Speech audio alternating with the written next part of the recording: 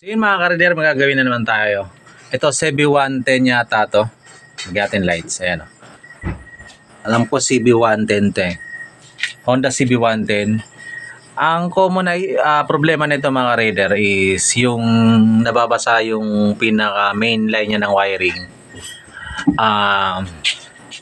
Hindi nag-upper yung panel niya. So ibig sabihin, goods naman, may baterya, may panel. Tapos goods yung baterya.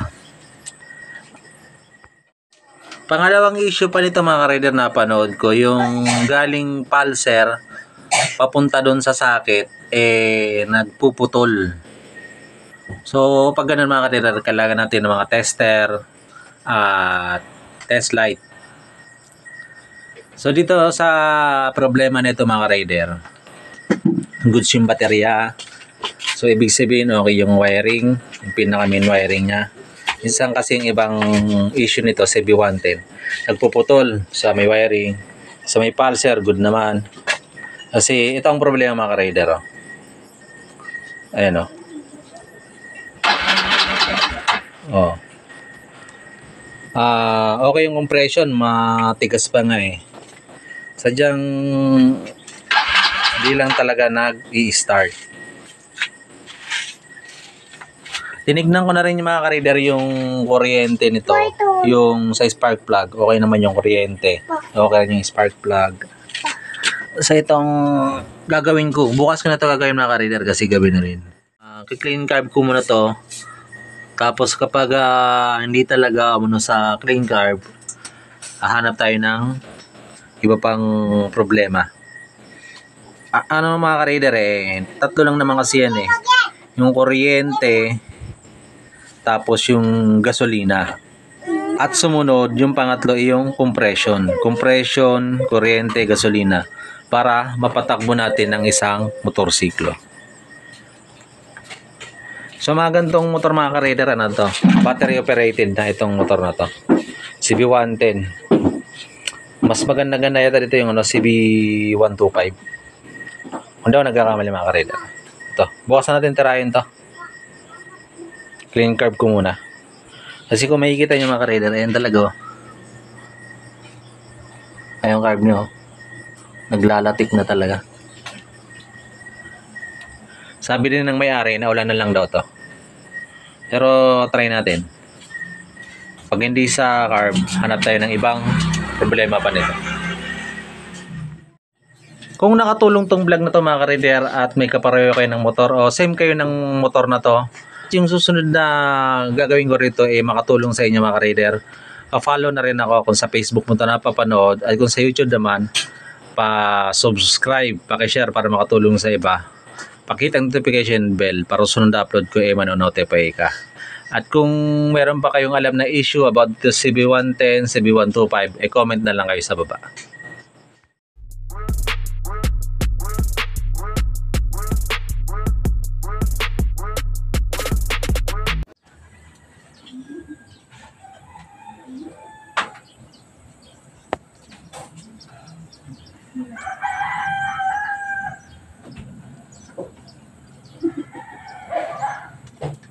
Sasabihin ako.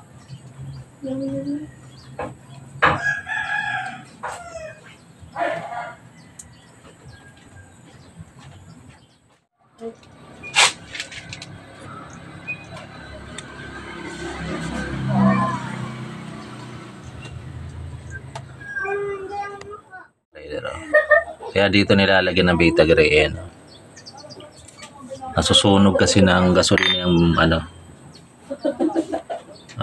gasket maker. Reader, nakabit na natin nalinis na rin natin yan. So ito mga ka-reader,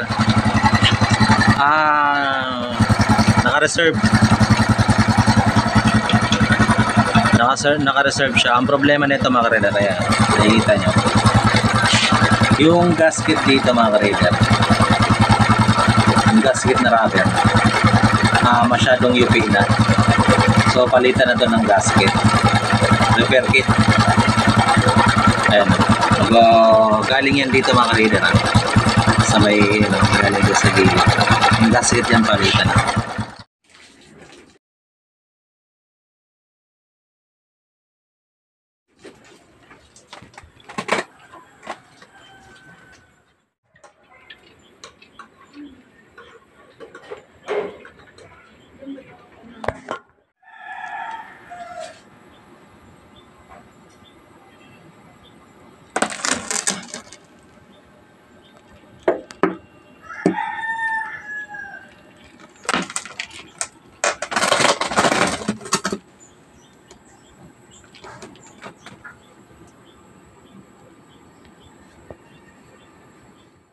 Ito mga ka-rider, goods na.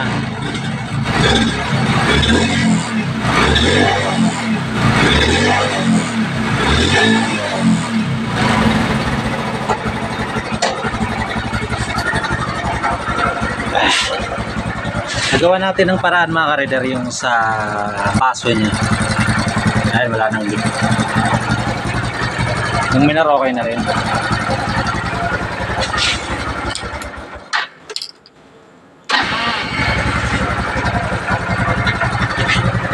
Amerikana mga ka-rider. Alam mga ka-rider, kung nakatulong tong video na to, pa-subscribe naman ako sa YouTube na napapanood, o sa Facebook, papalo naman ako. Okay? Kung sa YouTube naman, pakihit ang notification bell para susunod ko ay manonotify ka. Okay? Pa-like, pa-share para makatulong sa ibang naka CB110. Goods na. DIY lang yung ano niya, repair kit ng baso. Ayun na, wala naman leak. Lagyan natin. Ay, wala naman. Ayun. Ay, may takip pala. Ay, mga rider. Wala naman leak. So, goods yung ginawa nating DIY. Pero much better pag ano, na palit na kayo ng repair kit. Dito mga ka-rider kasi pinaka-lip-lip sa amin to eh. Mag 1 hour ka pa para makabili ng ano. 1 hour pa tatakbin para makabili ka lang ng repair kit nito. Test drive na lang natin.